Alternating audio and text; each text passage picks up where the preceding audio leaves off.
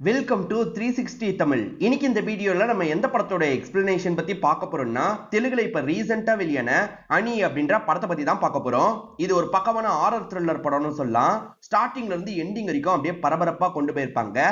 அதாவது பிளாக் மேஜிக்னு சொல்லுவாங்க பாத்தீங்களா, அந்த மாதிரி பிளாக் மேஜிக் பண்ணக்கூடிய ஒரு நபர் வாழ்க்கையில என்னென்ன விஷயங்கள்லாம் நடந்தது, அவரோட குடும்பம் இதனால எவ்வளவு கஷ்டப்பட்டாங்கன்றத சூப்பரா சொல்லியிருப்பாங்க. ஸ்டார்டிங்ல இருந்து எண்டிங் வரைக்கும் என்னதான் நடக்க போகுது அப்படின்ற மாதிரி ஒரு ஆர்வத்தோடயே நம்மளை பார்க்க வச்சிருப்பாங்க. நீங்க எதிர்பார்க்காத சில திருப்பங்களையும் இந்த கதையில வச்சிருப்பாங்க. அதெல்லாம் என்னன்னு தெரிஞ்சுக்கணும்னா இந்த எக்ஸ்பிளனேஷனை கண்டினியூ பண்ணுங்க. எக்ஸ்பிளனேஷனுக்குள்ள போறதுக்கு முன்னாடி வீடியோக்கு ஒரு லைக் போடுங்க. இந்த எக்ஸ்பிளனேஷன் பிடிச்சிருந்ததுன்னா ஐப்னு ஒரு ஆப்ஷன் இருக்கும், அதையும் கிளிக் பண்ணி சப்போர்ட் பண்ணுங்க. மேற்கொண்டு பேசி டைம் வேஸ்ட் பண்ணாம நம்ம நேரடியா படத்தோட ஃபுல் எக்ஸ்பிளனேஷனுக்குள்ள போயிடலாம். படத்தோட ஸ்டார்டிங் சீனே ஒரு விஷயத்தை சொல்லி தான் இந்த கதைக்குள்ள நம்மளை கொண்டு போறாங்க. அது என்னன்னா, நம்ம எல்லாருமே நியூஸ் பேப்பரை பார்ப்போம். நியூஸ் பேப்பர்ல ஒரு மூலையில இருக்க ஒரு சாதாரண நியூஸை கடந்து போயிடுவோம். இப்ப உதாரணத்துக்கு பிளாக் மேஜிக்னால ஒரு கொலை நடந்திருக்கு, பலி கொடுக்கறதுக்கு ட்ரை பண்ணிருக்காங்க, அதுக்குள்ள போலீஸ் பிடிச்சிருச்சு, இந்த மாதிரி நியூஸ் எல்லாம் நம்ம பார்ப்போம்ல. ரொம்ப சாதாரண விஷயம்ன்ற மாதிரி நம்ம கடந்து போயிடுவோம். ஆனா அதுல பாதிக்கப்பட்டவங்க ரொம்ப அப்பாவிகளா சிலர் இருப்பாங்க, தேவையே இல்லாம பாதிக்கப்பட்டிருப்பாங்க. அதுல பாதிக்கப்பட்டவங்களோட வலி எப்படி இருக்கும்ன்றத பேஸ் பண்ணி தான் இந்த படத்தை நாங்க காட்சி பத்தி இருக்கோம் அப்படின்ற மாதிரி தான் ஆரம்பிக்கிறாங்க. இப்போ ஒரு கொகை பகுதியை நமக்கு காட்டுறாங்க. இந்த இடத்துல பிளாக் மேஜிக்லாம் பண்றதுக்காக நிறைய பேர் கூடுவாங்க போல. யாருக்கும் தெரியாத அளவுக்கு இந்த இடத்தை மெயின்டைன் பண்ணிட்டு இருக்காங்க. இப்ப நிறைய பேர் இருக்காங்கல்ல, ஒரு கோட் வேர் எல்லாம் சொல்லிட்டு இந்த இடத்துக்கு வந்துடுறாங்க. இந்த இடத்துல ஒரு சாத்தானோட சிலை மாதிரி இருக்கு, அந்த சிலையை எல்லாருமே வேண்டிட்டு இருக்காங்க. பிளாக் மேஜிக் பண்ணணும்னு நினைக்கிறவங்க இந்த இடத்துக்கு வந்துருவாங்க போல. நிறைய ரிச்சுவல்லாம் இந்த இடத்துல பண்ணிட்டு இருக்க மாதிரி நமக்கு காட்டுறாங்க. இன்னமும் பல பகுதியில சீக்கிரட்டா இந்த மாதிரி நடந்துட்டு இருக்கு அப்படின்ற மாதிரி நமக்கு காட்டுறாங்க. இந்த இடத்துல தான் அனின்னு படத்தோட டைட்டில போடுறாங்க. பின்னாடி நடக்க போற ஒரு விஷயத்த முன்கூட்டியே காட்டுவாங்கல்ல, அந்த மாதிரி ஒரு அம்மா பொண்ணை நமக்கு காட்டுறாங்க. ரெண்டு பேரோட உடம்புலயும் நிறைய ரத்தமா இருக்கு. என்ன பண்ணாங்கன்றது நமக்கு கிளியரா தெரியல. இப்ப அம்மா பொண்ணு அடுத்து ஏதோ ஒரு விஷயத்த பண்ணோன்ற மாதிரி யோசிச்சுட்டு இருக்காங்க. அப்படியே இந்த சீனை கட் பண்ணி ஸ்டார்டிங்ல இருந்து நடந்த விஷயத்த காட்டுறாங்க. இந்த கதை 2013 ஆரம்பிக்குது. ஆனந்த் அப்படின்ற ஒரு நபரை போட்டு ஆபீஸ்ல வேலை பார்க்குற எல்லாருமே அடிச்சிட்டு இருக்காங்க. இவன் பண்ண விஷயத்த பத்தி ஓனருக்கு சொல்லியாச்சு, இதுக்கப்புறம் இவனை வச்சுக்கவே கூடாதுன்னு ஓனர் சொல்லிட்டாருன்ற மாதிரி அடிச்சிட்டு இருக்காங்க. இதுக்கப்புறம் உனக்கு வேலை கிடையாது, முதல்ல இங்க இருந்து எந்திரிச்சு போடான்ற மாதிரி சொல்றாங்க. இந்த ஆனந்துமே இங்க இருந்து கிளம்புறதுக்காக திங்ஸ் எல்லாம் எடுத்துட்டு இருக்காரு. காரணம் என்ன தெரியுமா, இந்த ஆனந்த் பிளாக் மேஜிக் சம்பந்தப்பட்ட பொருள்லாம் டிராயர்ல வச்சிருப்பாரு. அதை ஆளுங்க கண்டுபிடிச்சுதான் அடிச்சிருக்காங்க போல. இங்க இருக்க கூடாது, கிளம்பு அப்படின்ற மாதிரிலாம் இவரை துரத்தி விட்டுட்டு இருக்காங்க. இவர் போனதுக்கு அப்புறம் இவரோட டிராயர்ல அந்த மாதிரி பொருள்லாம் இருக்குல்ல, அதெல்லாம் குப்பையில தூக்கி போடணும் அப்படின்ற மாதிரி தூக்கி போட்டுட்டு இருக்காங்க. இப்ப ஆனந்த் காயத்தோட வீட்டுக்கு வராருல, ஒய்ஃப் என்னாச்சு ஏதாச்சுன்னு கேக்குறாங்க. குழந்தைய தாளாட்டிக்கிட்டே தான் என்னாச்சு ஏதாச்சுன்னு கேக்குறாங்க. இவர் செம்ம கோவத்துல இருக்காரு. இந்த குழந்தை பிறந்ததுல இருந்து தான் எனக்கு எல்லாமே கெட்டதாவே நடந்துட்டு இருக்கு, எல்லாம் இந்த சனியனால வந்தது அப்படின்ற மாதிரி சொல்லிட்டாரு. உங்களுக்கு பிரச்சனை வந்ததுக்கு குழந்தை எதுக்காக பழி சொல்றீங்க, குழந்தையெல்லாம் இப்படி பேசாதீங்க அப்படின்ற மாதிரி ஒய்ஃப் சொல்றாங்க. இவங்க ரெண்டு பேருமே லவ் பண்ணி வீட்டை எதிர்த்து தான் கல்யாணம் பண்ணிருக்காங்க போல. ஆனந்தோட ஒய்ஃப் பேரு லலிதா அப்படின்றது. இந்த ஆனந்த பொறுத்த வரைக்கும் அப்பப்ப பிளாக் மேஜிக் எல்லாம் பண்ணுவார் போல. வீட்டுல ஒரு போட்டோ வச்சிருக்காரு, அதை பார்த்த மாதிரி சில ரிச்சுவல் எல்லாம் இவர் பண்ணிட்டு இருக்காரு. இப்ப 2019 நடக்கிறத காட்டுறாங்க. அப்பப்ப ஊருக்கு வெளியே போய் இவர் பிராக்டிஸ் எல்லாம் பண்ணிட்டு இருக்காரு. இவர் பிராக்டிஸ் பண்ணிட்டு இருக்கிறத இந்த ஏரியாக்காரங்க எல்லாம் கவனிச்சிட்டு இருக்காங்க போல. இவன் தான் மாதிரி இவங்களுக்குள்ள இந்த இடத்துல பேசிட்டு இருக்காங்க. ஆனந்த் இப்ப வேலைக்கு எல்லாம் போறது கிடையாது, ஒய்ஃப் தான் வேலைக்கு போயிட்டு இருக்காங்க. ஒய்ஃப் கொஞ்சம் படிச்சதுனால டீச்சர் வேலை பார்த்துட்டு இருக்காங்க. ஆனந்த் வேலைக்கு போக மாட்டாரு. இந்த ரிச்சுவலுக்கான காசெல்லாம் இவங்க கிட்ட இருந்து வாங்கிட்டு இருக்காரு. எங்க இதுக்கப்புறம் என்னால காசு முன்ன மாதிரி தர முடியாது, நம்ம பொண்ணோட ஃபீஸுக்காக காசை கட்டிட்டேன் அப்படின்ற மாதிரி சொல்லிட்டாங்க. யாரை கேட்டு அவளுக்கு ஃபீஸை கட்டின, எனக்கு பூஜைக்கு காசு வேணும் அப்படின்ற மாதிரி ஒய்ஃப் கிட்டே இவர் சண்டை போடுறாரு. நீங்க சம்பாதிக்கலனாலும் பரவாயில்ல, உங்க தேவைக்காவது நீங்க சம்பாரிச்சுக்கோங்க அப்படின்ற மாதிரி பேசுறாங்க. என்னடி ஓவரா பேசுற அப்படின்ற மாதிரி இவரும் பக்கத்துல வந்து அடிக்கலாம் செஞ்சுட்டு இருக்காரு. அப்பன்னு பார்த்து வெளியே நிறைய பேர் கோவப்பட்டு இருக்காங்க. என்ன ஏதுன்ற மாதிரி இவங்க ஹவுஸ் ஓனர் பேசுறது. அப்பதான் அவங்க விஷயத்த சொல்லிட்டாங்க.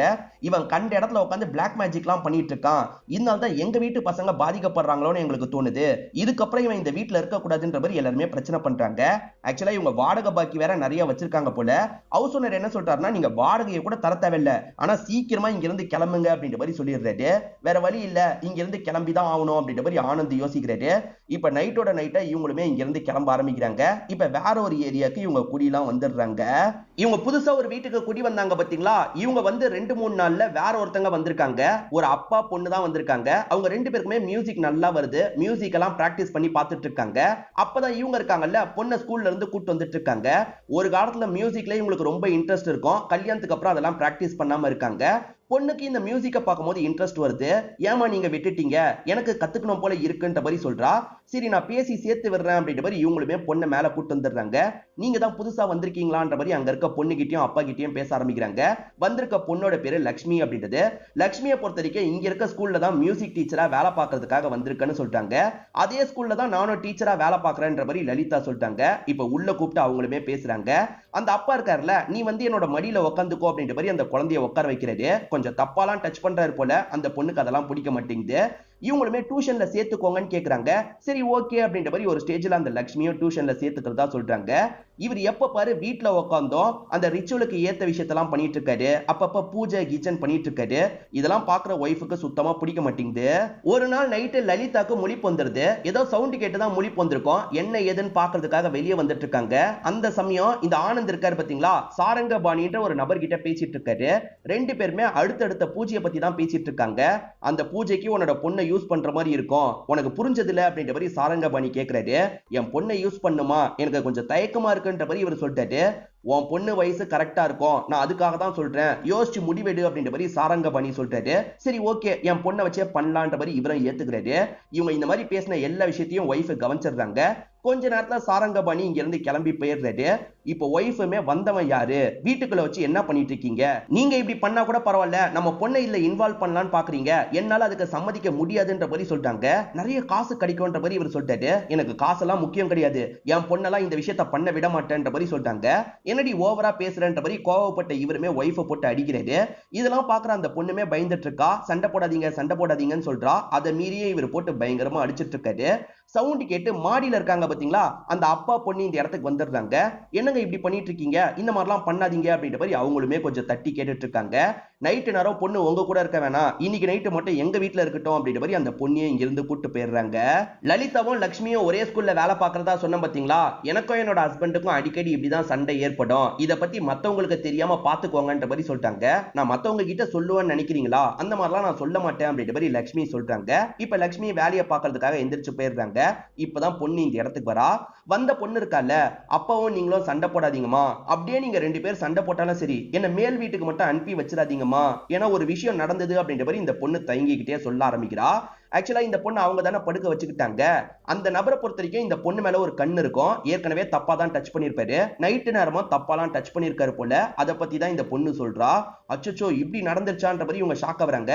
இதுக்கப்புறம் எங்கேயும் உன்னை அனுப்ப மாட்டேன்னு சொல்லிட்டாங்க.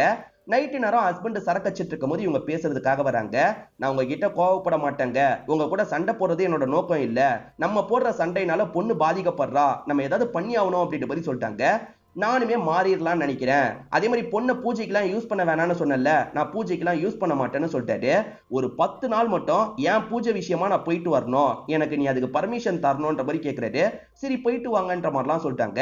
அதே மாதிரி அந்த 10 நாள் நீயும் கொஞ்சம் ரிலாக்ஸ் பண்ணு, உனக்கு பிடிச்ச இடத்துக்கு போயிட்டு வா, எங்கேயாவது ட்ரிப் மாதிரி போயிட்டு வான்ற மாதிரி சொல்லிட்டாரு. இல்ல எனக்கு வேண்டிய குருஜியை நான் பார்த்துட்டு வரவா அப்படின்ற மாதிரி கேட்கறாங்க. சரி அந்த குருஜியை தான் பார்க்கணும்னா தாராளமா போய் பார்த்துக்கோ அப்படின்ற மாதிரி இவருமே சொல்லிட்டாரு. இப்ப இவங்க குருஜியை பார்க்கறதுக்காக கிளம்பிடுறாங்க. இவரு அவரோட பூஜைக்காக கிளம்பிடுறாரு. இவங்க ரெண்டு பேருமே அந்த குருஜியை பார்க்கறதுக்காக வெயிட் பண்றாங்க. குருஜிக்கு கொஞ்சம் உடம்பு முடியல போல. குருஜி ஃப்ரீ ஆனதுக்கு அப்புறம் வெளியே வருவாரு. நீங்க அது வரைக்கும் இங்க வந்து தங்குங்க அப்படின்ற மாதிரி ஒரு நபர் இருக்காரு பாத்தீங்களா, இவங்களுக்காக இந்த இடத்துல ஒரு ரூமை காமிச்சிடுறாரு. இவங்கள மாதிரியே நிறைய பேர் இந்த ஆசிரமத்துல தங்கிட்டு இருக்காங்க போல. இந்த ஆசிரமத்துல வேலை பார்க்கிறவர் தான் இவரு. இவரோட பேரு ரமேஷ் அப்படின்றது. இப்ப அப்படியே கட் பண்ணி ஆனந்தியும் அந்த சாரங்கபாணியும் நமக்கு காட்டுறாங்க. ஆக்சுவலா இவங்க ரிச்சுவல்லாம் ஒரு இடத்துல வச்சு பண்ணுவாங்கல்ல, அங்க பேசிக்கிறதுக்கு கோட் வேர்ட் இருக்கு. அதை பேசிட்டு இவங்களுமே பூஜைலாம் பண்றதுக்காக போறாங்க. லலிதாவோட பொண்ணு பேரு மீரா அப்படின்றது. மீரா திடீர்னு காணாம போயிருப்பா. எங்க போனா அப்படின்ற மாதிரி பதட்டமா இவங்க தேடிட்டு இருக்காங்க. பதட்டப்படாதமா, உன் பொண்ணை இங்கதான் பார்த்தன்ற மாதிரி ஒரு நபர் சொல்லிட்டாரு. பொண்ணு எங்க இருக்கானா அந்த ரமேஷை பாக்குறதுக்காக தான் வந்திருக்கா. கட்டிய வச்சு வேலை பார்ப்பாங்கல்ல, தச்சர் வேலைன்ட்டு, அந்த வேலையை தான் அவர் பண்ணிட்டு இருக்காரு. அந்த பொண்ணுமே வேடிக்கைலாம் பார்த்துட்டு இருக்கா. அப்பதான் இவங்களுமே இந்த இடத்துக்கு வராங்க. சொல்லாம இப்படிதான் வருவியான்ற மாதிரி பொண்ணு கிட்ட லைட்டா கோவப்படுறாங்க. அதுக்கப்புறம் இவர்கிட்ட பேசுறாங்க. இவரை பத்தி விசாரிக்கும் போது இவர் சோகமா இவரோட கதையை சொல்லிட்டாரு. எனக்குன்றது என்னோட தங்கச்சி பொண்ணு தான், அவங்களும் ஆக்சிடென்ட்ல இறந்து போயிட்டாங்கன்ற மாதிரி சொல்லிட்டாரு. கவலைப்படாதீங்க, நானும் உங்களோட தங்கச்சி மாதிரிதான், இவ உங்களோட தங்கச்சி பொண்ணு மாதிரிதான், அப்பப்ப நாங்க வந்து பாக்குறோம் அப்படின்ற மாதிரிலாம் சொல்லிட்டாங்க. மேற்கொண்டு இவங்களுமே இந்த இடத்துல டைம் எல்லாம் ஸ்பெண்ட் பண்ண ஆரம்பிக்கிறாங்க. அந்த குரு இருக்காரு பாத்தீங்களா, இவங்க கிட்ட பேசுறதுக்காக வந்துடுறாரு. இவங்கள மாதிரி கஷ்டம் நிறைய பேர் வந்திருப்பாங்கல்ல, எல்லார்கிட்டயும் பேசுறாரு. நீ ஏதோ மனக்குழப்பத்துல இருக்கிறது எனக்கு நல்லா தெரியுதுமா, பொண்ணை மட்டும் நல்லபடியா பாத்துக்கோன்ற மாதிரிலாம் சொல்றாரு. என்ன இப்படி சொல்றாரு அப்படின்ற மாதிரி இவங்க யோசிச்சுட்டு இருக்காங்க. இப்ப சாமி சிலையை கொண்டு போறத எல்லாருமே சேர்ந்த மாதிரி இந்த இடத்துல பார்த்துட்டு இருக்காங்க. அடுத்த கொஞ்ச நாள் இவங்க இருக்காங்கல்ல ஜாலியா இந்த இடத்துல டைம் ஸ்பெண்ட் பண்ணிட்டு இருக்காங்க. ஹஸ்பண்ட் கொஞ்ச நாள்ல வந்து கூட்டு போறன்ற மாதிரி சொல்லியிருப்பாரு. இந்த பொண்ணு இருக்கா பாத்தீங்களா, அந்த ரமேஷ் கிட்ட ரொம்பவே பழக ஆரம்பிச்சிடுறா. ஒரு ஸ்டேஜ்ல ஹஸ்பண்ட் இருக்காருல கூட்டு போறதுக்காக இந்த இடத்துக்கு வந்துடுறாரு. நம்ம சீக்கிரமா கிளம்பணும் அப்படின்ற மாதிரிலாம் ஒய்ஃப் கிட்ட பேசிட்டு இருக்காரு. இவர் பொண்ணு கிட்ட பேசவே மாட்டாரு. திடீர்னு பொண்ணை பேர் சொல்லி கூப்பிடுறாரு. பொண்ணுமே ரொம்ப ஆச்சரியப்படுறா. பொண்ணுமே இப்ப அப்பா கிட்ட ஜாலியெல்லாம் பேசிட்டு இருக்கா. இவங்க கிளம்பலாம்னு நினைக்கும் போது ரமேஷ் இந்த இடத்துக்கு வந்துடுறாரு. நீங்க கிளம்ப போறீங்கன்றது இப்பதான் தெரிஞ்சது. பொண்ணுக்காக ஒரு பொம்மை செஞ்சு எடுத்துட்டு வந்திருக்கன்ற மாதிரி கட்டையில செஞ்ச ஒரு பொம்மையை தராரு. இந்த பொண்ணுமே பயங்கரமா சந்தோஷப்படுறா. உங்க பொண்ணும் நானும் ரொம்ப க்ளோஸ் ஆயிட்டோம், அப்பப்ப வீட்டுக்கு வந்து பாத்துக்கலாமா அப்படின்ற மாதிரி கேக்குறாரு. அதுக்கு இந்த ஆனந்த் இருக்காருல, அதெல்லாம் நான் சொல்றேன், நீங்க வீட்டுக்கெல்லாம் தேவையில்லாம வராதீங்க அப்படின்ற மாதிரி கொஞ்சம் மூஞ்ச காட்டுற மாதிரி பேசிடுறாரு. இப்ப பொண்ணையும் ஒய்ஃபையும் கூட்டிட்டு இங்க இருந்து கிளம்ப ஆரம்பிக்கிறாரு. பொண்ணு வேற ஒரு பக்கம் வேடிக்கை பார்த்துக்கிட்டே வந்துட்டு இருக்கால, அந்த டைம்ல அந்த பொம்மையை தூக்கி போட்டுலாம் அப்படின்ற மாதிரி இவருமே தூக்கி போட்டுறாரு. ஏற்கனவே சாரங்கபாணின்னு ஒருத்தரை காமிச்சாங்க பாத்தீங்களா, அவர் ஒரு இடத்தை ஏற்பாடு பண்ணியிருக்காரு. அந்த இடத்துக்கு தான் இவர் பொண்ணையும் ஒய்ஃபையும் கூட்டு வந்திருக்காரு. அந்த இடத்துல வேற ஒரு லேடி இருக்காங்க, பேரு ராவணா அப்படின்றது. என்னெல்லாம் ஹெல்ப் வேணுமோ இவ பண்ணி தருவா அப்படின்ற மாதிரி அந்த சாரங்கபாணியும் இந்த இடத்துல சொல்லிட்டு இருக்காரு. சவுண்ட் ப்ரூஃப் எல்லாம் போட்டாச்சு, பிரச்சனை வராதுன்ற மாதிரிலாம் பேசிட்டு இருக்காங்க. இவங்க பேசுறதெல்லாம் கேட்கும் போது இந்த ஒய்ஃப் லலிதாக்கு பயம் வருது. எங்க இதுக்கப்புறம் இந்த மாதிரி விஷயத்தெல்லாம் பண்ண மாட்டேன், அதுவும் பொண்ணை இன்வால்வ் பண்ண மாட்டேன்னு தானே சொன்னீங்க, எதுக்காக பொண்ணையும் என்னையும் இந்த இடத்துக்கு கூட்டு வந்திருக்கீங்க அப்படின்ற மாதிரிலாம் கேட்கறாங்க. நான் சொல்றதை தயவு செஞ்சு புரிஞ்சுக்கோ, நம்ம பொண்ணுக்கு எந்த ஒரு ஆபத்தும் வராது, நான் கூட தானே இருக்கேன், என்ன ஆபத்து வந்துடும், பொண்ணை வச்சு ஒரு ரிச்சுவல் மட்டும் பண்ணணும், அப்படி பண்றது மூலியமா நிறைய காசு கிடைக்கும், அட்வான்ஸாவே எவ்வளவு காசு தந்திருக்காங்க பாரு அப்படின்ற மாதிரி காசு எடுத்து இவங்க கிட்ட தராரு. காசு பார்த்தா கொஞ்சம் நிறைய தான் இருக்கு, இது வெறும் அட்வான்ஸ் தான், இந்த பூஜையை மட்டும் கரெக்டா பண்ணிட்டா நிறைய காசு கிடைக்கும், தயவு செஞ்சு என்ன நம்பி பொண்ணை அனுப்பி வையின்ற மாதிரிலாம் சொல்றாரு. இவங்களுமே என்ன பண்றதுன்னு கொஞ்ச நேரம் யோசிச்சுட்டு இருக்காங்க. சரி ஓகேங்க, பொண்ணை பாதுகாப்பா பாத்துக்கோங்க அப்படின்ற மாதிரிலாம் சொல்றாங்க. நான் பாத்துக்கிறேன் அப்படின்ற மாதிரி இவருமே சொல்றாரு. அப்பா என்ன பண்ண சொல்றாரோ அந்த மாதிரி பண்ணிடணும்ன்ற மாதிரி சொல்றாங்க. இந்த பொண்ணு ஏத்துக்கிறா. அப்பாவும் இப்ப ஜாலியா தானே பேசுறாரு, அதனால அப்பா கூட சந்தோஷமா இந்த பொண்ணு கிளம்புறா. சாரங்கபாணியும் அந்த ஆனந்தும் சேர்ந்த மாதிரி ஒரு மண்டபத்துக்கு வந்துடுறாங்க. அங்க ஒரு நபரை மீட் பண்றாங்க. அவர் ஏற்கனவே மூட்டை கட்டி வச்சிருக்காரு. அந்த மூட்டையில ஏதோ ஒண்ணு அசைஞ்சிட்டு இருக்கு. இந்த சின்ன பொண்ணை பிடிக்க சொல்லிட்டாரு. இந்த சின்ன பொண்ணு பயமா இருக்குன்ற மாதிரி சொல்லிட்டாங்க. அதெல்லாம் ஒண்ணும் இல்ல, கையில வாங்கிக்கோன்ற மாதிரி ஆனந்த் சொல்லிட்டு இருக்காரு. கையில இருந்து தேவையில்லாம அதை கீழே வைக்க கூடாது, வீடு வரைக்கும் கையில வச்சுதான் கொண்டு போகணும் அப்படின்ற மாதிரி சொல்லிட்டாரு. இதை தாண்டி பொண்ணு இன்னும் வயசுக்கு வரல, இந்த பூஜை முடிகிற வரைக்கும் வயசுக்குலாம் வந்துடவே கூடாதுன்ற மாதிரி சொல்லிட்டாரு. அதெல்லாம் ஒன்றும் பிரச்சனை இல்லை, பொண்ணுக்கு வயசு கம்மியா தான் ஆகுதுன்னு ஆனந்த் சொல்லிட்டாரு. இப்பெல்லாம் கம்மி வயசுலயே பொண்ணுங்க வயசுக்கு வந்துடுறாங்க, அதுக்காக தான் சொல்றேன்ற மாதிரி அவர் சொல்லிட்டாரு. இப்ப அந்த மூட்டையை இவங்களுமே வீட்டுக்கு கொண்டு வந்துடுறாங்க. இப்ப அம்மாவும் பொண்ணை கட்டி பிடிக்கிறதுக்காக வராங்க. கொஞ்சம் விடுன்ற மாதிரி இவரும் அந்த பொண்ணை ஒரு ரூமுக்கு கூட்டு வந்துடுறாரு. இந்த ரூம்ல தான் சவுண்ட் ப்ரூஃப் எல்லாம் போட்டிருக்காங்க. இந்த ரூம்ல தான் அடுத்த கொஞ்ச நாள் நீ இருக்கணும்ன்ற மாதிரி சொல்லிட்டாரு. இப்ப அந்த பூனையை ஒரு இடத்துல கட்டி வச்சிடுறாங்க. அதாவது அந்த மூட்டைக்குள்ள ஒரு பூனை தான் இருந்திருக்கும், அதை ஒரு இடத்துல கட்டி வச்சிடுறாங்க. அந்த பூனைக்காக சாப்பாடு எல்லாத்தையும் வச்சிடுறாங்க. இப்ப லலிதா இருக்காங்கல்ல, பொண்ணுக்கு உடம்பு முடியல, அடுத்த கொஞ்ச நாள் ஸ்கூலுக்கு வரமாட்டா அப்படின்ற மாதிரி ஸ்கூல்ல எல்லாம் பேசிடுறாங்க. இப்ப இவரும் அந்த ராவணான்ற லேடியும் சேர்ந்த மாதிரி இந்த பொண்ணுக்கு எதையோ சொல்லி தராங்க. அதாவது கழுத்துல தூக்கு மாட்டுவாங்கல்ல, அதுக்கு எப்படி முடிச்சு போடணும் அப்படின்ற மாதிரி தான் ரெண்டு பேருமே சொல்லி தந்துட்டு இருக்காங்க. இந்த பொண்ணை வச்சு என்ன பண்ண பாக்குறாங்கன்னு தெரியல. அதே மாதிரி அடிக்கடி அந்த பூனையை வந்து செக் பண்றாங்க. அந்த பூனை இப்ப பிரெக்னன்ட்டா இருக்கு போல, சீக்கிரமா குட்டி போடணும் அப்படின்ற மாதிரிலாம் யோசிக்கிறாங்க. குட்டி போடுற டைம் அந்த பூனை இங்க இருந்து தப்பிக்கிறதுக்கு ட்ரை பண்ணுது, பயங்கரமா கத்திட்டு இருக்கு. இன்னைக்குதான் குட்டி போட போது போல, இப்ப அந்த விஷயத்த பண்ணணும் அப்படின்ற மாதிரி பொண்ணுக்கு சிக்னல் கொடுக்குறாங்க. இப்ப பொண்ணு அந்த இடத்துல ஒரு தூக்கு கயிறை ரெடி பண்றா. அந்த தூக்கு கயிறுல அந்த பூனையை மாட்டிடுறா. நீங்க சொன்ன மாதிரியே பண்ணிட்டேன்ப்பா அப்படின்ற மாதிரி சொல்றா. இப்ப அந்த பூனையை தூக்குல தொங்க விட்டுறாங்க. அந்த பூனை தொங்கிட்டு இருக்கும் போது குட்டியை போட்டுட்டு இருக்கு. குட்டி எல்லாம் பொத்து பொத்துன்னு கீழே விழுது. இதெல்லாம் பாக்குற இந்த லலிதாக்கு தலைலாம் சுத்துற மாதிரி இருக்கு. இப்ப வீசிங் வந்த மாதிரி விழுந்துடுறாங்க. பொண்ணை வச்சு இவங்க இருக்காங்கல்ல, அந்த குட்டியெல்லாம் எடுத்துட்டு இருக்காங்க. அந்த குட்டியை வச்சு ஏதோ ஒரு பூஜை பண்ணோம் போல. அந்த சாரங்கபாணின்ற நபர் இருக்காரு பாத்தீங்களா, இப்ப அந்த கடவுள் முன்னாடி வச்சு பூஜை பண்றாரு. அதாவது இவங்க ஒரு கடவுளை ஃபாலோ பண்றாங்கல்ல, அவங்க முன்னாடி வச்சு பூஜை எல்லாம் பண்றாரு. இப்ப இந்த மீராவும் இறந்து போன பூனையை பார்க்கலான்றதுக்காக அந்த இடத்துக்கு வரா. இறந்து போன பூனை திடீர்னு இவளை பார்த்து கத்துற மாதிரி இந்த பொண்ணுக்கு தோணுது. இந்த இடத்துல தான் படத்தோட இன்டர்வல போடுறாங்க. ஆக்சுவலா இவங்க ஒரு பூனை எடுத்தாங்க பாத்தீங்களா, அந்த பூனையை வச்சு இவங்க நிறைய காசு பாக்குறாங்க போல. நிறைய கிளைண்ட் எல்லாம் இவங்க கிட்ட அந்த மாதிரி பூனை வேணும்ன்ற மாதிரி கேட்டுட்டு இருக்காங்க. அந்த மாதிரி பூனையை ரெடி பண்றதுக்காக தான் இந்த சின்ன பொண்ணை கூட்டு வந்திருக்காங்க. ஏன்னா இந்த சின்ன பொண்ணை வச்சுதான் அந்த விஷயம் எல்லாம் இவங்களால பண்ண முடியும் போல. அதே மாதிரி பார்த்ததுனால இப்ப ஹீரோயின் உடம்பு முடியாம இருக்காங்க. அம்மா என்ன இப்படி இருக்காங்கன்ற மாதிரி இந்த சின்ன பொண்ணு ஃபீல் பண்ணிட்டு இருக்கா. இந்த வீட்ல ராவணான்னு ஒரு லேடி இருக்கிற மாதிரி காமிச்சாங்க பாத்தீங்களா? அந்த ராவணான்ற லேடிக்கும் இந்த ஆனந்துக்கும் பழக்கம் மாதிரி ஏற்பட்டது போல அந்த ராவணான்ற லேடி இந்த லலிதாக்கு தரதுக்காக ஒன்னு ரெடி பண்ணிட்டு இருக்காங்க. என்ன ரெடி பண்ணிட்டு இருக்கியான்ற மாதிரி இவர் முத்தலாம் கொடுத்துட்டு இருக்காரு. இப்ப ரெடி பண்ண ஒரு ஜூஸை எடுத்துட்டு வந்து இவங்களுமே லலிதாக்கு வேகமா ஊட்டி விட்டுட்டு இருக்காங்க. வேணும்ட்டே ப்ராப்ளம் ஏற்படுறதுக்காக தான் லலிதாக்கு தந்திருக்காங்க போல. அம்மா கூட எல்லாம் நீ இருக்க கூடாது, வெளியே வான்ற மாதிரி இழுத்துட்டு வந்துடுறாங்க. இப்ப கொஞ்ச நேரத்துல டாக்டர் செக் பண்றதுக்காக வராங்க. ஆக்சுவலா இந்த டாக்டரை இவங்க தான் திட்டமிட்டு வர வச்சிருப்பாங்க. இந்த டாக்டருமே நீங்க சொன்ன மாதிரியே நான் ஊசி போடுறேன்ற மாதிரி ஒரு ஊசியை போடுறாங்க. இந்த ஊசி எதுக்குன்னு பாத்தீங்கன்னா மென்டலா இவங்க ஸ்டேபிளா இல்லாம இருக்கிறதுக்கு தான் அப்பப்ப இந்த ஊசியை போடணும் அப்படின்ற மாதிரிலாம் சொல்லிட்டு இங்க இருந்து போறாங்க. இது எல்லாத்தையும் வெளியே இருந்து பொண்ணு பாக்குறா. இவங்க ஏதோ தப்பு பண்றாங்க அப்படின்ற மாதிரிலாம் பொண்ணு யோசிக்கிறா. அம்மாவை பார்க்கணுன்ற மாதிரி ராவணா கிட்ட கேட்கிறா. அம்மாவெல்லாம் சும்மா சும்மா பார்க்க கூடாது, அம்மாவுக்கு உடம்பு சரியில்லை அப்படின்ற மாதிரி அந்த கதவை லாக் பண்ணிடுறாங்க. கீயை பத்திரமா வச்சுக்கிறாங்க. இந்த சின்ன பொண்ணு வயசுக்கு வந்துடக்கூடாதுன்றதுக்காக சில ஊசியெல்லாம் போடுறாங்க.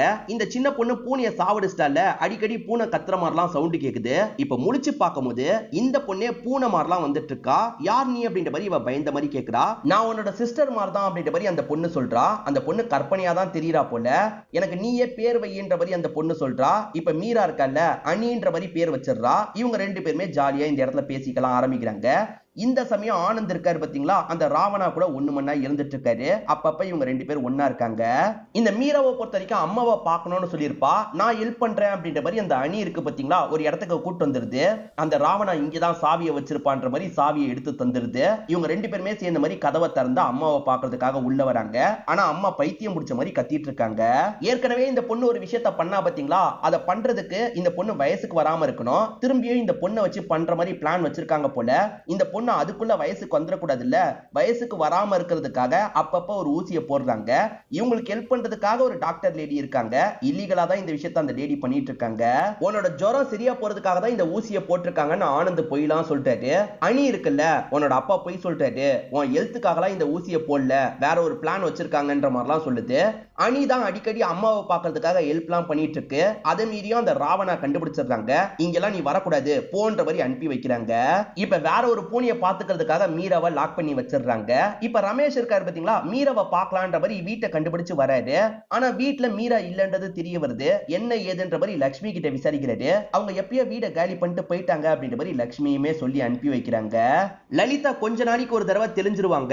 அவங்க கொஞ்ச நாள் கூட தெளிஞ்ச மாதிரி இருக்க கூடாது, எப்பவுமே மென்டலா பாதிக்கப்பட்ட மாதிரி தான் இருக்கணும்ன்ற மாதிரி இவர் யோசிக்கிறாரு. இவங்க எப்பெல்லாம் தெளிறாங்களோ அப்பெல்லாம் அந்த டாக்டரை வர வச்சு ஊசியை போட்டுருவாரு.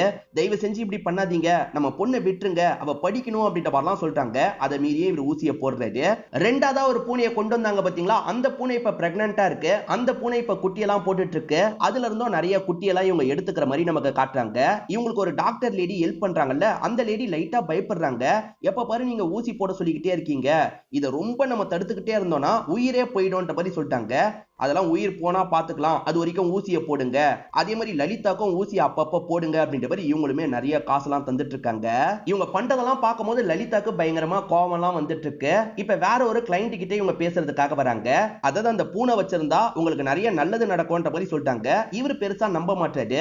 அப்ப சாரங்கபாணி சில விஷயங்களை எக்ஸ்பிளைன் பண்ணிட்டாரு. அதாவது பூனை குட்டி போடும் போது மொத குட்டியை அதுவே சாப்பிட்டுரும், அதை மீறி மொத குட்டி எடுக்கிறது ரொம்ப கஷ்டம், நாங்க அந்த மாதிரி குட்டியை எடுக்கிறோன்ற மாதிரி ஒரு விஷயத்த சொல்லிட்டாரு.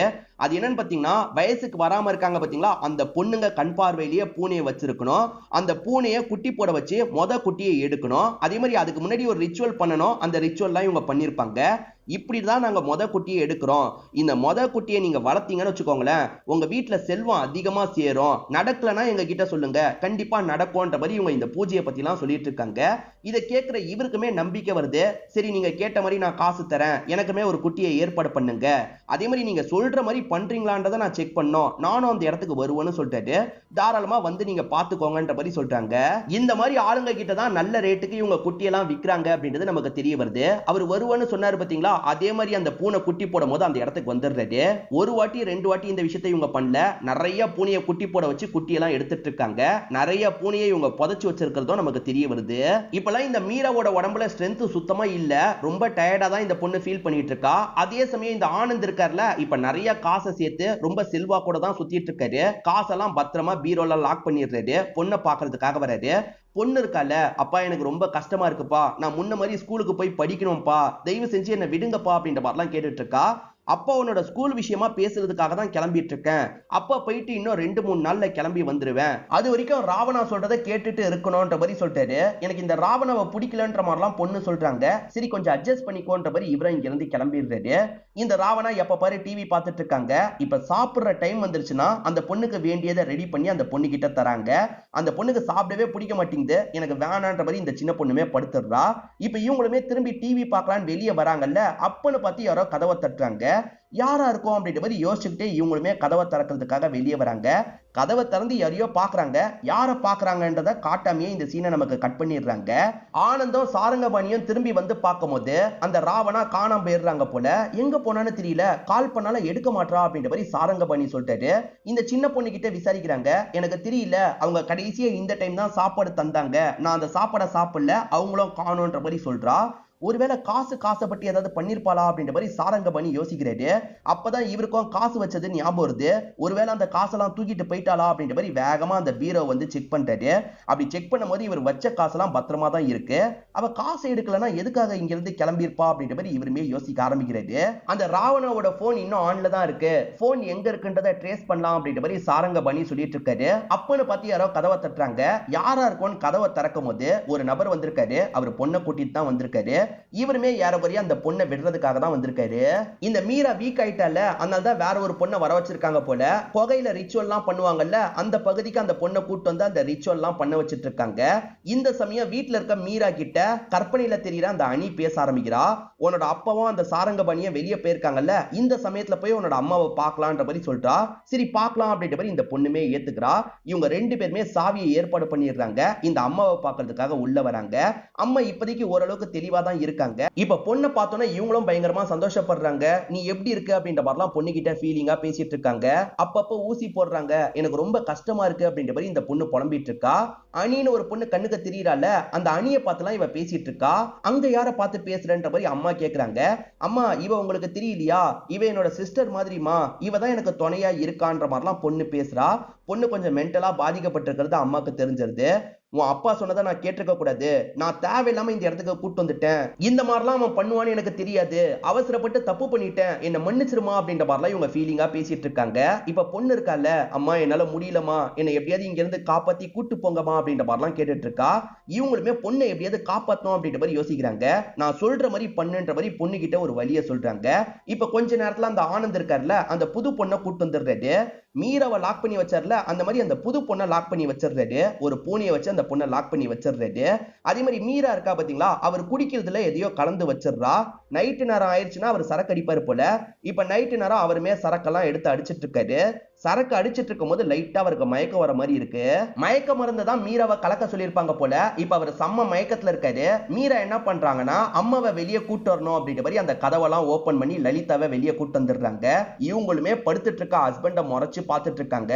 அவர் படுத்துட்டு இருக்கும் போதே அட்டாக் எல்லாம் பண்ணிட்டு இருக்காங்க. இப்ப தரன்ற மாதிரி அந்த காலி சிலை இருக்கிற இடத்துக்கு இழுத்துட்டு வந்துடுறாங்க.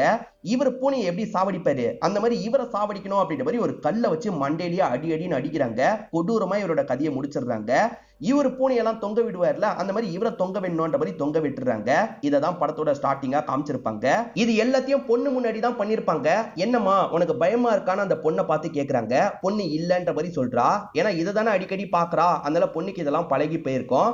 இப்ப அப்படியே கட் பண்ணி போலீஸ்லாம் இந்த இடத்துக்கு வந்த மாதிரி காட்டுறாங்க. போலீஸ் இங்க இருக்கிற எல்லா இடத்தையும் தோண்டி எல்லாம் பார்த்துட்டு இருக்காங்க. அதே மாதிரி நியூஸ்ல இங்க நடந்ததை பத்தி தான் எல்லாருமே பேசிட்டு இருக்காங்க. ஒய்ஃபே ஹஸ்பண்ட சாவடிச்சிருக்காங்க அப்படின்ற மாதிரிலாம் பேசிட்டு இருக்காங்க. தோண்ட மிருகத்தோட எலும்பு எல்லாம் கிடைக்குது அப்படின்ற மாதிரி சொல்லிட்டாங்க.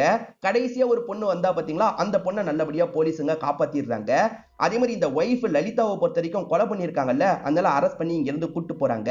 இவங்க மென்டலா பாதிக்கப்பட்டிருக்கிறது தெரியுது. இப்போ ஒரு டாக்டர் தான் இவங்க கிட்ட பேசணும்ன்ற மாதிரி யோசிக்கிறாங்க. இப்போ ஒரு டாக்டர் லேடி இருக்காங்கல்ல, இவங்க கிட்ட பேசுறதுக்காக வந்துடுறாங்க. ரெக்கார்டர்லாம் ஆன் பண்ணிட்டு இவங்க கிட்ட பேச ஆரம்பிக்கிறாங்க. என்னாச்சு, அங்க என்ன நடந்ததுன்றத தெளிவா சொல்லுங்கன்ற மாதிரிலாம் கேக்குறாங்க. எல்லாம் ஏன் தப்பு தான், நான் இந்த இடத்துக்கு கூட்டியே வந்திருக்க கூடாது, நான் தான் தப்பு பண்ணிட்டேன்ற மாதிரி புலம்பிக்கிட்டே இவங்களும் நடந்த விஷயத்த சொல்ல ஆரம்பிக்கிறாங்க. அங்க ராவணான்னு ஒருத்தங்க இருந்தாங்க, அவங்களுக்கு என்ன ஆச்சுன்றத காட்டல, இப்பதான் உங்களுக்கு என்ன ஆச்சுன்றத காட்டுறாங்க. அந்த ராவணா கதவை திறந்து பார்க்கும்போது அங்க இருக்கிறது யாருன்னு பாத்தீங்கன்னா ரமேஷ் தான். ரமேஷும் அந்த அம்மா பொண்ணு இங்கதான் வந்ததா சொன்னாங்க, பாக்குறதுக்காக தான் வந்திருக்கன்னு சொல்லிட்டு இவங்களுமே உடம்பு சரியில்லைன்னு பேசி அனுப்புறதுக்கு பாக்குறாங்க. ஆனா அவர் மீராவை கவனிச்சிடுறாரு. மீராவோட கண்ணெல்லாம் உள்ள போன மாதிரி இருக்கு. மீராக்கு ஏன் இப்படி இருக்கு அப்படின்ற மாதிரி கேட்கறாரு. அதான் உடம்பு சரியில்லைன்னு சொன்னல, அதனாலதான் இப்படி இருக்குன்ற மாதிரி இவங்க சமாளிக்கிறாங்க. ஆனா இவர் வீட்டுக்குள்ள வந்து மீராக்கு என்னாச்சு ஏதாச்சுன்னு பாக்குறாரு. கையில நிறைய ஊசி போட்ட மாதிரி தடம்லாம் இருக்கு. இப்ப இவர் இருக்கார்ல, நான் லலிதாவையும் பார்க்கணும்ன்ற மாதிரி சொல்லிட்டாரு. இந்த லேடி எப்படியாவது பேசி அனுப்பிடலான்னு ட்ரை பண்றாங்க. ஆனா ஒரே ஒரு வாட்டி பாத்துக்கிறேன் அப்படின்ற மாதிரிலாம் இவர் கேட்கிறாரு. சரி இங்கே இருங்க, நான் கூட்டு வரேன்ற மாதிரி இவங்களுமே லலிதா இருக்க ரூம்க்கு வந்துடுறாங்க. லலிதா இப்ப ஆளு கொஞ்சம் தெளிவா தான் இருக்காங்க. இவங்க என்ன சொல்றாங்கன்னா, வெளியே ஒருத்தர் வந்திருக்காரு, அவர்கிட்ட நீ பேசி உடனே அனுப்பி வச்சிடணும். ஏதாவது பண்ணோம்னு நினைச்ச உன்னையும் சாவடிச்சிருவேன், உன் குழந்தையும் சாவடிச்சிருவேன் அப்படின்ற மாதிரிலாம் மிரட்டுறாங்க. ஒரு ஊசியை போட்டு கூட்டு போலான்னு ஊசியை போடுறதுக்காக வராங்க. அதுக்குள்ள இவங்க இருக்காங்கல்ல, இந்த ராவணாவை அட்டாக் பண்றாங்க. ராவணா மேல செம்ம கோவத்துல இருக்காங்கல்ல, இப்ப கழுத்தை நெரிச்சு கொடூரமா இவங்களோட கதையை முடிக்கிறாங்க. அப்பதான் சவுண்ட் கேட்டு அந்த ரமேஷும் வந்து இந்த விஷயத்த பாக்குறாரு. ரமேஷ்க்கு ஒண்ணுமே புரியல. அதுக்கப்புறம் தான் இவங்க ரெண்டு பேர் சேர்ந்த மாதிரி நடந்த எல்லா விஷயத்தையும் சொல்றாங்க. இன்னும் கொஞ்ச நேரத்துல அவர் வந்துருவாரு, அதுக்குள்ள பாடியை கொண்டு போயிடுங்கன்ற மாதிரி கேட்டிருப்பாங்க. இவர் பாடியை அங்கிருந்து கொண்டு போய் ஒரு இடத்துல டிஸ்போஸ் பண்ணிருப்பாரு. அதுக்கப்புறம் போலீஸுங்களை அப்ரோச் பண்ணி இந்த விஷயத்தெல்லாம் சொல்லியிருக்காரு போல. முதல்ல சில போலீஸுங்க நம்பி இருக்க மாட்டாங்க, அதுக்கப்புறம் தான் நம்பி இந்த இடத்துக்கு போலான்ற மாதிரி எல்லாருமே சேர்ந்து கிளம்பி இருப்பாங்க. இது எல்லாத்தையும் சொல்லிட்டு இருக்கும் போது லலிதா இருக்காங்கல்ல, என் பொண்ணோட இந்த நிலைமைக்கு நான் தான் காரணம், என் பொண்ணோட இந்த நிலைமைக்கு நான் தான் காரணம் அப்படின்ற மாதிரி பயங்கரமா ஃபீல் பண்ணிட்டு இருக்காங்க. இது எல்லாத்தையும் கேட்டுட்டு இருக்க இந்த டாக்டர் லேடியும், ஆமா உங்க பொண்ணு எங்கன்ற மாதிரி கேக்குறாங்க. ஏன்னா அந்த இடத்துல வேற ஒரு பொண்ணை மட்டும் தான் காப்பாத்தி இருப்பாங்க, இவங்க பொண்ணை காப்பாத்தி இருக்க மாட்டாங்க. அதனால தான் இப்படி கேக்குறாங்க. இவங்க என்ன சொல்றாங்கன்னா, என் பொண்ணை என் கையாலேயே சாவடிச்சிட்டேன் அப்படின்ற மாதிரி சொல்லிட்டாங்க. அதுக்கான காரணமும் இப்பதான் தெரிய வருது. ஆக்சுவலா பொண்ணை இவங்க ரொம்ப அக்கறையா பார்த்திருப்பாங்க. ஆனா பொண்ணை தெரியாதனமா அந்த இடத்துக்கு கூட்டு போயிட்டாங்கல்ல, அவர் திரும்ப திரும்ப ஒரு ஊசியை போட்டிருப்பாரு. பொண்ணு மனதளவுல ரொம்பவே பாதிக்கப்பட்டிருப்பா. அம்மா என்னால முடியலமா, என்னால வலியை தாங்கிக்க முடியலமா, முன்ன மாதிரி என்னால இருக்கவே முடியாதுமா, என்ன தயவு செஞ்சு ஏதாவது பண்ணிருங்கன்ற மாதிரி பொண்ணு கேட்டிருப்பா. போலீஸ் வந்துருவாங்கன்றது இவங்களுக்கு தெரியும். ஆனா போலீஸ் வந்து பொண்ணை இந்த நிலைமையில பார்க்க கூடாது, பொண்ணு இந்த மாதிரிலாம் பாதிக்கப்பட்டிருக்கான்றது எல்லார்கிட்டயும் போக கூடாது, பொண்ணு கேட்ட மாதிரி பொண்ணுக்கு நம்ம விடுதலை தந்துடலான்ற மாதிரி பொண்ணோட கதையை இவங்க தான் முடிச்சிருப்பாங்க. அதாவது கருணை கொலைன்னு சொல்லுவாங்கல்ல, அந்த மாதிரி தான் பொண்ணை இவங்க சாவடிச்சிருக்காங்க. பொண்ணை இவங்க அந்த வீட்டுல தான் புதைச்சு வச்சிருக்கிறது தெரியுது. இந்த பகுதியில தான் வச்சிருக்கன்னு சொல்றாங்க. ஆளுங்க தோண்டி பார்க்கும் போது பொண்ணோட சடலம் அந்த இடத்துல இருக்கிறது தெரிய வருது. என் பொண்ணை நானே சாவடிச்சிட்டேன் அப்படின்ற மாதிரிலாம் ஃபீலிங்கா இவங்க அழுதுட்டு இருக்காங்க. இவங்க கிட்ட இருந்து இப்ப ஸ்டேட்மெண்ட்லாம் வாங்கிட்டாங்கல்ல, இதுக்கப்புறம் செய்ய வேண்டிய விஷயத்த செய்வாங்க. சாரங்கபாணி இன்னும் மாட்டல, இதை தாண்டி இதுல சம்பந்தப்பட்ட நிறைய பேர் மாட்டிருக்க மாட்டாங்க. அவங்கள பிடிக்கிறதுக்கான முயற்சி எல்லாம் நடக்க ஆரம்பிக்குது. இதோடயே இந்த படத்தோட கதையை முடிச்சிடுறாங்க. கண்டிப்பா இந்த படம் உங்க எல்லாருக்குமே பிடிச்சிருக்கும் நம்புறேன். இந்த வீடியோ உங்களுக்கு பிடிச்சிருந்ததுன்னா லைக் பண்ணுங்க, கமெண்ட் பண்ணுங்க, மறக்காம 360 தமிழ் சேனலை சப்ஸ்கிரைப் பண்ணுங்க. தொடர்ச்சியா இந்த மாதிரி வீடியோக்கள் வந்துகிட்டே தான் இருக்கும்.